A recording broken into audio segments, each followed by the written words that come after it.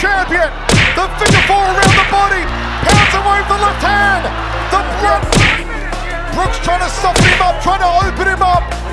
Isang Pinoy champion ang pinahiya, tinawanan, minaliit, kinuha ang championship belt sa harap ng sariling bayan.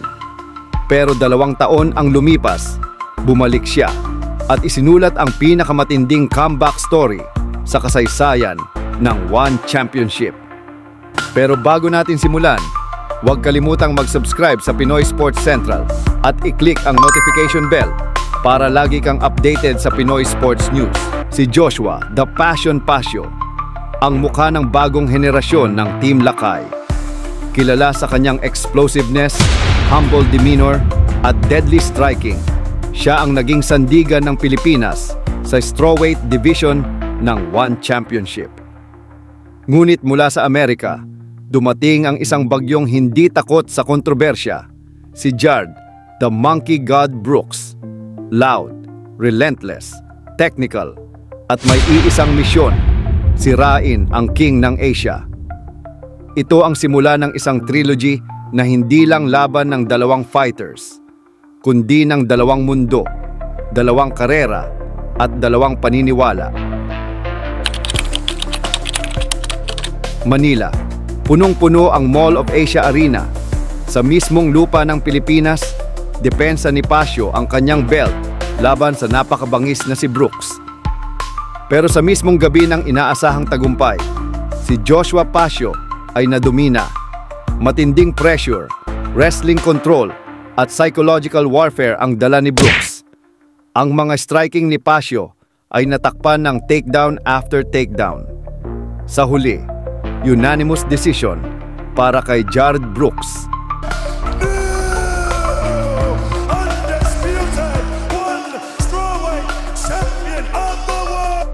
Isang napakabigat na dagok, hindi lang sa karera ni Pasio, kundi sa puso ng bawat Pilipinong nanood. Umuwi si Brooks na may hawak na championship belt, habang si Pasio tahimik na umalis, sugatan ang ego, at bit-bit ang tanong, makakabangon pa ba siya? Pagkatapos ng mahigit 1 taon, muling nagharap ang dalawa. Ngayon, sa isang mas engrandeng entablado, Lusail Sports Arena sa Qatar. Ito na dapat ang sagot sa tanong ng mundo. Kay Pasio pa ba talaga ang corona? Maagang umatake si Brooks, wrestling ulit, control, pressure. Ngunit isang mapanganib na slam ang kanyang ginawa. Bumagsak si Pasio sa batok. Let's take a look at this. Look, Pasio has the Kimura.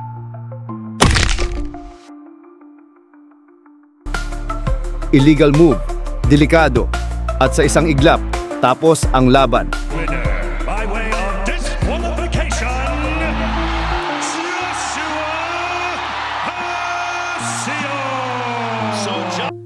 Disqualification. Panalo si Pasio, ngunit hindi ito ang pagwawagi na gusto niya.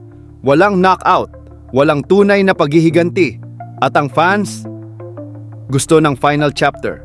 Ayaw nilang matapos ang kwento sa DQ lang. At dumating nga ang trilogy, 1171 Qatar, ang rubber match, ang panapos na yugto ng isang makasaysayang rivalry. The world watched. Filipinos held their breath. Brooks was confident. Pasio was quiet, but burning.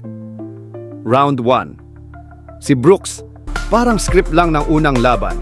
Wrestling dominance, clinch, ground control, walang takot. Ngunit may napansin ang mga analyst, iba na ang galaw ni Pasio. Mas composed, mas precise. Round 2. At dito na nagsimula ang pagbagsak ni Brooks. Sa isang transition, nakabalik si Pasio.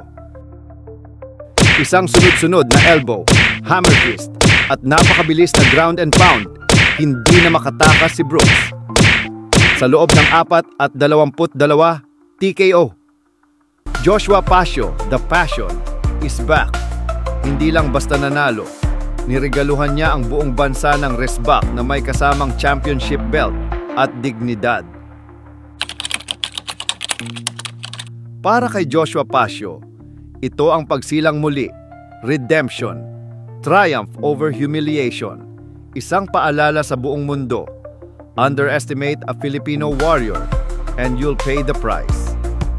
Para kay Brooks, ito ang reality check. Minsan, ang yabang ay may kabayaran. Pagkatapos ng trilogy, may tanong ang mga fans, will there be a fourth fight? Walang klarong sagot. Pero kung ang tadhana ang masusunod, at kung may natitirang pride sa puso ng The Monkey God, baka hindi pa tapos ang kanilang kwento. Anong tingin nyo, mga Kapinoy Sports Central? Tapos na ba ang lahat? O gusto nyo pa ng Pasio versus Brooks 4? Comment nyo sa baba, isa pa, kung gusto nyo ng fourth fight. At huwag kalimutan mag-subscribe